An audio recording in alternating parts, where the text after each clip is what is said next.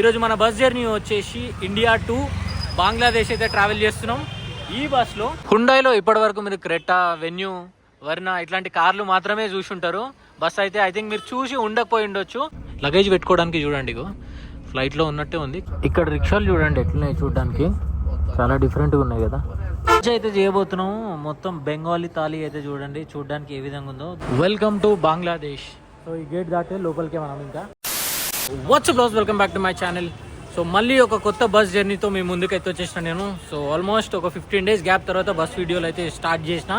And next మీకు bus వీడియోలు వచ్చేసి ఏ రూట్లో వాళ్ళ కింద కామెంట్ చేసి చెప్పండి. అండ్ ఈ రోజు అయితే మాత్రం మనం ఇండియాలో కాదు, ఇండియా నుంచి ఇంటర్నేషనల్ బస్ జర్నీ అయితే చేయబోతున్నాం. అండ్ టైటిల్, థంబ్నెయిల్ మీకు ఆల్రెడీ చూడగానే అర్థమై ఉండొచ్చు. ఈరోజు మన బస్ జర్నీ వచ్చేసి ఇండియా టు బంగ్లాదేశ్ అయితే ట్రావెల్ చేస్తున్నాం ఈ బస్లో. అండ్ ఈ ట్రిప్ వచ్చేసి నేను ఆల్మోస్ట్ ఒక 3 నెలల కిందనే ప్లాన్ చేసుకున్నా. బట్ నాకు కుదరక నేను పోస్ట్పోన్ చేస్తూ వచ్చిన.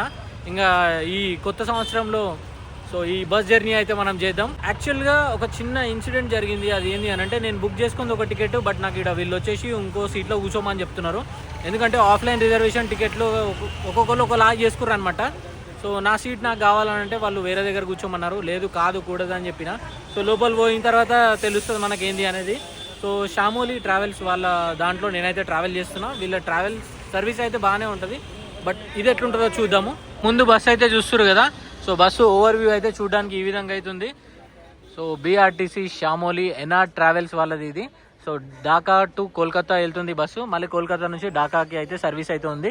ఈ బస్సు వచ్చేసి మార్నింగ్ 7కి స్టార్ట్ కావాలి. సో బస్సు డిలే చేసిరు చాలా. అండ్ ఆల్మోస్ట్ నేను 3-4 గంటలు అయితే వెయిట్ చేసిన తర్వాత 12:30కి బస్సు అయితే తీసుకొచ్చి ఈడైతే పెట్టారు. సీరియస్లీ చెప్తున్నా, షామోలి ట్రావెల్స్లో నేను ఇప్పటివరకు చాలాసార్లు ట్రావెల్ చేసిన, బట్ ఎప్పుడు నాకు వర్స్ట్ ఎక్స్పీరియన్స్ అయితే కాలేదన్నమాట. సో ఈసారి అయితే మాత్రం వెయిటింగ్ టైం ఎక్కువ ఉండే. అండ్ తర్వాత నేను బుక్ చేసుకున్న సీట్ కాకుండా వేరే సీట్ అలాట్ చేసిరు నాకు. అండ్ అంతేకాకుండా ఏమంటారు, సో ఇక్కడ స్టాఫ్ కూడా సరిగా రెస్పాన్స్ అనేది ఇవ్వలేరు అనమాట. హుండాయిలో ఇప్పటివరకు మీరు క్రెటా, వెన్యూ, వర్నా ఇట్లాంటి కార్లు మాత్రమే చూసి ఉంటారు. బస్ అయితే ఐ థింక్ మీరు చూసి ఉండకపోయి ఉండొచ్చు. For the first time Hyundai బస్లో మనం ఈరోజు అయితే జర్నీ అయితే చేస్తున్నాము. సో ఎక్స్పీరియన్స్ ఎట్లుంటుందో చూద్దాం, లోపల ఇంటీరియర్స్ కూడా చూద్దాము. అండ్ ఈ బస్ వచ్చేసి సౌత్ కొరియా బస్ అనమాట. ఇక్కడ సైడ్ నుంచి అయితే మనకి ఎక్కువ చూపించడానికి అయితే లేదనమాట, ఎందుకంటే ఇక్కడ అయితే లగేజ్ అయితే లోడ్ చేస్తారు. అండ్ మనకు స్పేస్ కూడా లేదు వీడియో షూట్ చేయడానికి. బ్యాక్ నుంచి చూడడానికి ఈ విధంగా అయితే ఉంది. సో ఇది రేర్ ఇంజన్ బస్ ఇది. సో ఏదో పాత బస్ లాగా అనిపిస్తుంది నాకైతే. ఇది ఐ థింక్ పాతదే అనుకుంటా. మొత్తం పెయింట్ గింట్, గింట్లు చాలానే ఉన్నాయి. బస్సు ఎక్స్టీరియర్స్ అయితే చూసారు కదా, ఇప్పుడు ఇంటీరియర్స్ చూపిస్తాం మీకు. సో మనతో పాటు అబ్దుల్ భాయ్ అయితే ఉన్నాడు. డ్రైవర్ ఎక్కే బస్ ये बस रिटर्न कब आता वहाँ से ढाका से? ढाका से कल रात सो के आया, आज वापस जा रहा. सर अच्छा, उधर का बस है ये बांग्लादेश का बस. So BRTC. ये BRTC. యాక్చువల్గా బీఆర్టీసీ का फुल फॉर्म क्या है? Bangladesh road transport corporation. Okay. So నేను యాక్చువల్గా అప్పటి నుంచి అంత నోటీస్ చేయలేదు అనమాట. అండ్ మీకు నంబర్ ప్లేట్ కూడా చూడండి ఇగో. సో బంగ్లాదేశ్ నెంబర్ అయితే ఉంది. థ్యాంక్ యూ భయ్య. ఇగో మొత్తానికి సీట్ అయితే ఇచ్చిండు. సో D1లో కూసో అని అన్నాడు. అట్లా కాదురా భయ్య అని చెప్పిన. మొత్తానికి అయితే సీట్ ఇచ్చిండు. చాలా సతాయించారు నన్ను అయితే. చలో ఇంకా బస్ లోపలికి అయితే ఎక్కేస్తున్నాం మనము. సో ఎంటర్ అవ్వగానే డ్రైవర్ క్యాబిన్ అయితే ఉంది. హలో సార్, నమస్తే. आपका नाम? अब्दुल हौर. आप कहाँ से सर? बांग्लादेश से. సో సార్ అయితే బంగ్లాదేశ్ నుంచి అంట. సో డ్రైవర్ క్యాబిన్ అయితే చూడండి. సో కొంచెం డిఫరెంట్గా ఉంది హుండాయ్ క్యాబిన్ వచ్చేసి. సో ఇంకా మీకు సీట్లు కూడా ఇవన్నీ చూపిస్తాను నేను. సో సీటింగ్ అయితే మాత్రం 2+2 సీటింగ్ అయితే ఉంది. అన్ని పుష్ బ్యాక్ సీట్సే ఇవి. సో సీట్లు కూడా మొత్తం పాడైనట్టున్నాయి, అన్నీ ఒక రకంగా ఉన్నాయి సీట్లు అయితే. మొత్తం లెదర్ సీట్స్ ఇవన్నీ. సో లాస్ట్ వరకు అయితే వెళ్తున్నాం మనం. ఇప్పటికైతే బస్ అయితే కొంచెం ఖాళీగానే ఉంది, కొంచెమైంది, చాలా మటుకు ఖాళీగానే ఉంది. సీట్ నంబరింగ్ అదంతా ఏం లేదు. ఐ థింక్ ఒక 40 సీట్లు ఉండొచ్చేమో అని అనుకుంటున్నాను నేను. ఎక్కడ నంబరింగ్ లేదు అసలుకు. ఓకే, ఇక్కడ ఉంది సీట్ నంబరింగ్. సీట్ నెంబర్లు ఇక్కడ ఉన్నాయి అనమాట, H1, 2. అండ్ ఇక్కడ కూడా ఉన్నాయి చూడండి, G3, 4. లగేజ్ పెట్టుకోవడానికి చూడండి ఇగో ఫ్లైట్లో ఉన్నట్టే ఉంది. కాకపోతే కొంచెం ఏమంటారు, స్పేస్ అనేది తక్కువ ఉందన్నమాట. యాక్చువల్గా మనది బ్యాక్ ప్యాక్ అట్లాంటిది ఏదైనా ఉంటే, చిన్న సైజు ఉంటే, సన్నగా ఉంటే అది పెట్టవచ్చు. ఇంకా పెద్ద ఏమైనా ఉంటే మాత్రం కష్టమే. నా బ్యాగ్ అయితే దాంట్లో పట్టలేదు, నేను తీసి కింద పెట్టిన. అండ్ ఇక్కడ టీవీ కూడా ఒకటి ఉంది, ఇది టీవీ అనుకుంటున్నాను నేను. అండ్ లోపల లైట్స్ కూడా చూడండి. సౌత్ కొరియన్ బస్ అంటే సౌత్ కొరియన్ బస్ లాగానే ఉంది, కాకపోతే కొంచెం మంచిగా నీట్గా మెయింటైన్ చేసి ఉంటే ఇంకా బాగుండేది. సో సీట్ వెనకాల ఇట్లా పాకెట్స్ అయితే ఉన్నాయి చిన్న చిన్నవి, ఏమైనా థింగ్స్ పెట్టుకోవడానికి. సో ఇంకా ఈరోజు మనం కవర్ చేయబోయే డిస్టెన్స్ వచ్చేసి అరౌండ్ 350 కిలోమీటర్స్ అయితే కవర్ చేస్తున్నాము. అండ్ ఈ 350 కిలోమీటర్స్కి మనకు దగ్గర 10 అవర్స్ పైనే పడుతుంది. సో ఇప్పుడు 12:30కి ఇక్కడ నుంచి మనం స్టార్ట్ అయితే మనం నైట్ రీచ్ అయ్యేసరికి ఐ థింక్ ఒక 11 నుంచి 12 మధ్యలో అవుతుంది అని చెప్పేసి అనుకుంటున్నా. ఇంకా మధ్యలో ఏమైనా బ్రేక్స్ కూడా ఉంటాయి ఉండొచ్చు, ఎందుకంటే డిస్టెన్స్ అయితే తక్కువ ఉంది, బట్ జర్నీ టైమే ఎక్కువ ఉంది. మేబీ రోడ్ల వల్ల లేదా ట్రాఫిక్ వల్ల అయ్యి ఉండొచ్చు. కరెంట్లీ మనం మార్కుషి స్ట్రీట్లో అయితే ఉన్నాము. సో ఇక్కడ చాలా మట్టుకు ఎక్కువ ట్రావెల్ ఆఫీసులు మాత్రమే ఉన్నాయి. ఇక్కడ నుంచి డైరెక్ట్గా మనము ఢాకా వెళ్ళడానికి బస్ సర్వీసెస్ అయితే ఉన్నాయి అనమాట. మనం డైరెక్ట్ వచ్చి టికెట్ కూడా తీసుకోవచ్చు, కాకపోతే దొరుకుతాయా అన్నది గ్యారంటీ లేదు. బెస్ట్ థింగ్ ఏంటంటే ఆన్లైన్లోనే బుక్ చేసుకోండి. ఆన్లైన్లో బుక్ చేసుకుంటే మనకి కొంచెం ఈజీగా ఉంటుంది. ఒకవేళ బస్ క్యాన్సిల్ అయినా కూడా మన పైసలు మనకి రిఫండ్ వస్తాయి. సో ఇట్లాంటి ఆఫీసులలో బుక్ చేసుకుంటే వస్తుందా రాదా అన్నది గ్యారంటీ అయితే లేదు. నాదైతే మాత్రం ఆన్లైన్ బుకింగ్ అవుతుంది. సో ఒక బస్ ఎక్కాల్సింది ఇంకో బస్ ఎక్కిన. సో పొద్దున ఎక్కాల్సిన బస్ అది ఏందో నాకైతే తెలియదు. అది 7 గంటలకి వచ్చి ఉంటే నేను ఈ పాటికి మిడిల్ ఆఫ్ ద జర్నీలో ఉండేది. ఇంత చిన్న గల్లీలోకి ఇంత పెద్ద బస్ ఎట్లా పట్టుకొచ్చిర్రా నాయన.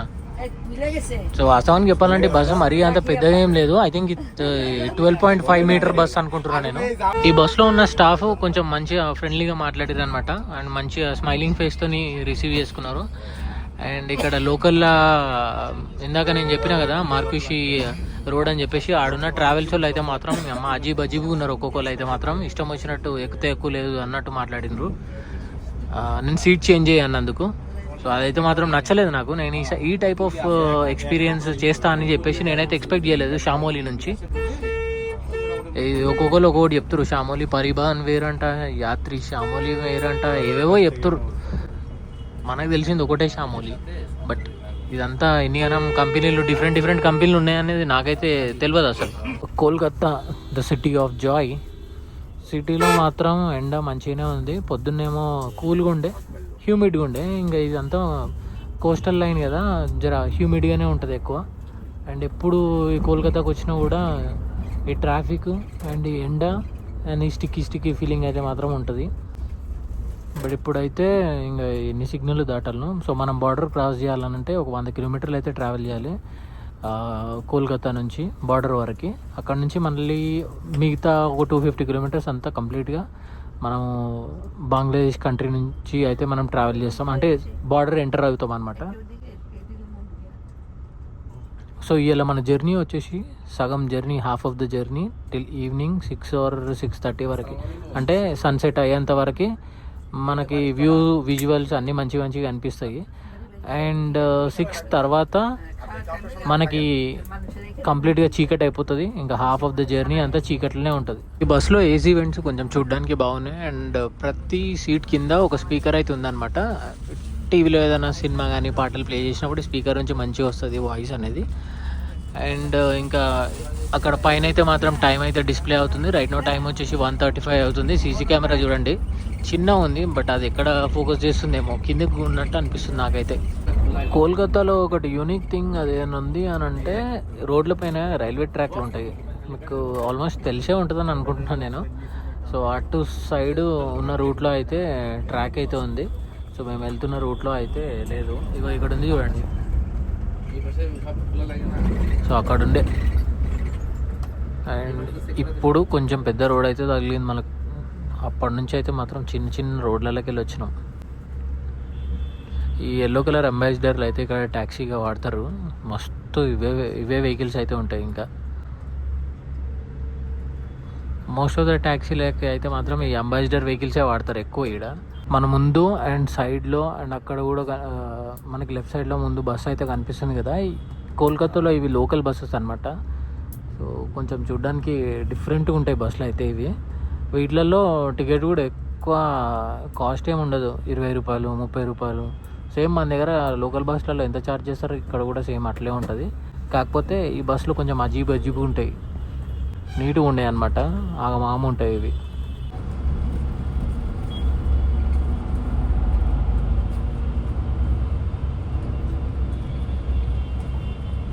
సో ఇప్పటి వరకు ఒక 40 కిలోమీటర్స్ అయితే వచ్చినాం మేము జస్ట్ అంతే. బట్ టైం అయితే మాత్రం చాలా ఎక్కువ పట్టింది, ఎందుకంటే ట్రాఫిక్ అట్లా ఉండే అండ్ దానితో మొత్తం అంత సింగిల్ లైన్ రోడ్ కూడా వచ్చింది.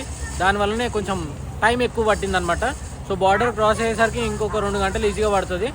సో ఏదో రెస్టారెంట్ ఉంది, ఫుడ్ పార్క్ ఫ్యామిలీ రెస్టారెంట్ అని చెప్పేసి, ఫుడ్ పార్క్ అంట. సో ఈడైతే ఆపిరు, హలో చెప్తుండే పోరాడు, ఫుల్ ఎగ్జైట్ అవుతుండే. సో రెస్టారెంట్ అయితే చూడ్డానికి పర్లేదు, బాగానే ఉంది. అయితే చేయబోతున్నాము మొత్తం బెంగాలీ థాలీ అయితే చూడండి, చూడడానికి ఏ విధంగా ఉందో. దీంట్లో నాకు ఒక చికెన్ పేరు తప్ప, చికెన్ అండ్ రైస్ తప్ప మిగతా ఏంటి ఏమీ తెలియదు. సో ఇదేదో పప్పులాగా ఉంది, ఇదేంటిదో తెలియదు. బట్ తిందాం, టేస్ట్ చేద్దాం, ఎట్లుందో చూద్దాం. నిమ్మకాయ చూడండి ఎట్లుందో, ఇది ఏందో అనుకున్నాను నేను ఫస్ట్ చూసి, బట్ బాగా అబ్జర్వ్ చేసిన తర్వాత తెలిసింది నిమ్మకాయ అని.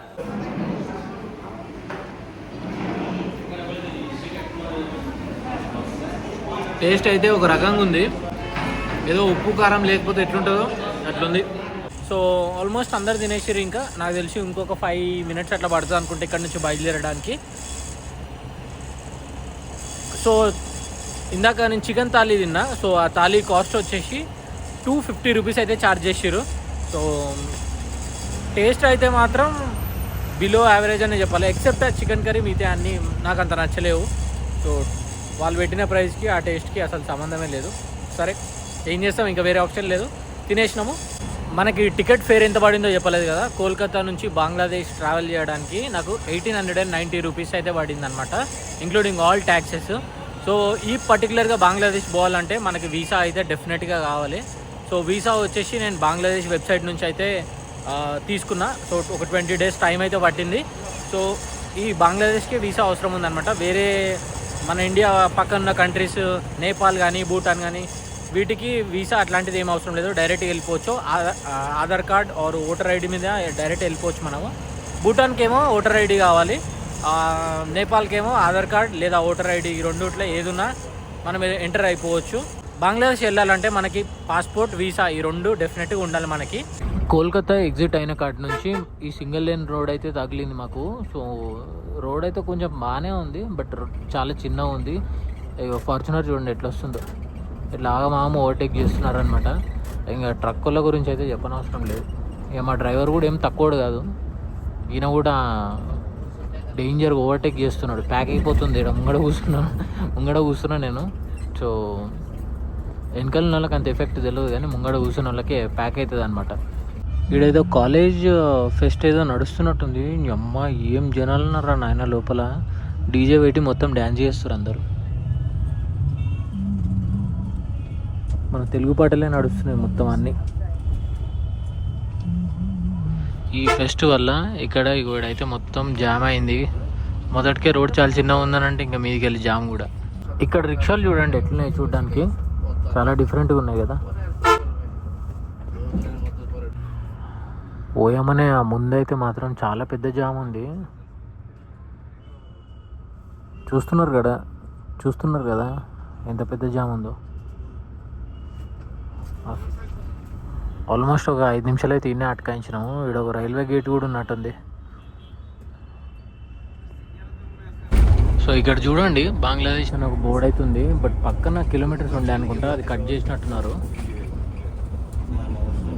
సో ఆల్మోస్ట్ మనం బార్డర్ దగ్గరకి అయితే వచ్చేసినాం. చక్దాహా అనే ఒక ప్లేస్లో అయితే ఉన్నాం మనము. కొంచెం ముందుకు వెళ్తే మనం బార్డర్ అయితే క్రాస్ అయిపోతాము.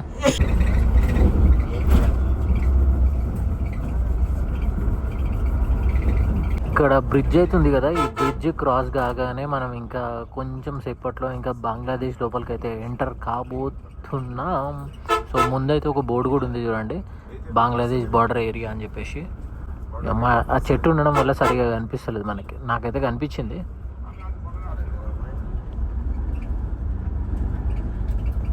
సో ఢాకా వచ్చేసి 313 కిలోమీటర్స్ ఉంది. ఇప్పుడు కరెంట్లీ మనం ఉన్న ఊరు వచ్చేసి హరిదాస్పూర్. ఇది ఐ థింక్ ఇదే లాస్ట్ ఊరు అనుకుంటా మన ఇండియా అండ్ బంగ్లాదేశ్ బార్డర్కి. ఇక్కడ షామోలి ఎన్ఆర్ ట్రావెల్స్ వాళ్ళది ఇంకొక బస్ అవుతుంది చూడండి ఇక్కడ. సో ఇప్పుడు మేము ఏదైతే బస్సులో అయితే ట్రావెల్ చేస్తున్నామో సేమ్ కంపెనీది. ఇక్కడ చూడండి మన వ్యూ అయితే మొత్తం కంప్లీట్గా వీళ్ళైతే బ్లాక్ చేసారు. సో వీళ్ళు దిగడానికి రెడీ ఉన్నారు అనుకుంటా.